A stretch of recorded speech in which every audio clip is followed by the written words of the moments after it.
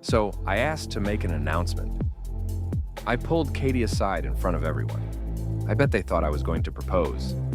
I started by telling how we met, how much she meant to me, and ended with, "And that's why it hurt so much that you cheated on me and got pregnant by someone else." The room was silent. Katie looked shocked. She started telling me it wasn't a funny joke. I said, "I'm not joking. The moment you told me you were pregnant, I knew you cheated. I got a vasectomy 5 years ago, and I go to checkups every year. So if you're pregnant, you have cheated." At that moment, her phone rang. I told her to answer it. It was probably AP's full name. You know, the real father of your baby. Probably wants to talk about you moving in.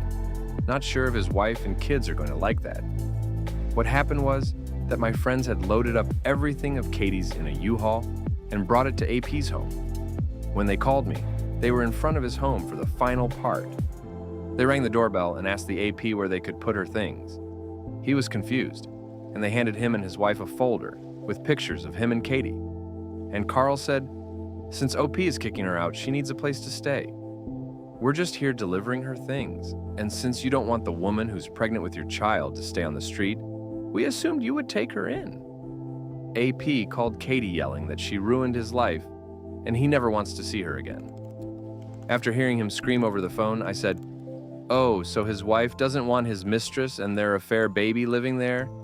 So you'll have to stay here, with your parents."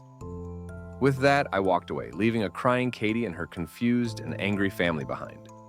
My friends brought the U-Haul with her stuff to her parents' house, after the AP refused to accept it. I went home where my sister was waiting for me. She knew everything. This was not part of my plan, but Carl knows me so well. I broke down and cried in my sister's arms. She stayed the weekend taking care of me, allowing me to grieve and process the betrayal.